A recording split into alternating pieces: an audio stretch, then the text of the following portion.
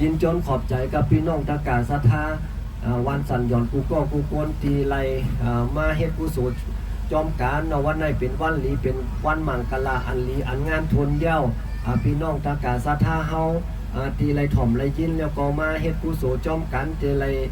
ย้อนสู้เอาเนาะตีไรหลอดเพหลอดเข็นอยู่เย็นเป็นสุขเฮ็ดนั้นหลอดเพหลอดเข็นเนาะ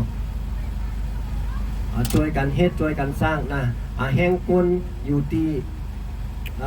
กินข้าวเนาะแห้งบุญเจ้าอยู่ที่ตะกาแห้งศาสนาเฮิงอยู่ที่หมู่เฮาเจ้าค่าไล่ช่วยกันเนาะไล่ช่วยกันเฮ็ดลอยกันสร้างพร้อมเพลงกันเฮ็ดนั้น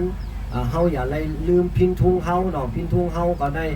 ศาสนาพระราเป็นเจ้าเฮาในเฮ็ดมาปั่นเฮาในเฮาก็สืบต่อกว่าเฮ็ดนั้นไม่สืบไม่ก้นสืบก้นกว่าเฮ็ดนั้นนะอนุโมทนา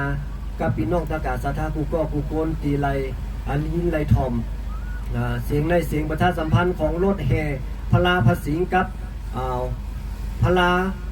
วัดสามปูเนาะพี่น้องตากามันมีสองเนอะสองพลาเนาะพี่น้องนะมีของพระสิงกับของสามปูเนาะพี่น้องยินจมขอบใจพี่น้องตากาศรัทธากูก็กูคนมีไฮไลอยู่ลีกินวันย้อนสู้ให้รอดเพลรอดเข็นเสกัมเนาะอยู่ลีกินวันกันกูก็กูคนเนอะพี่น้องเนอะ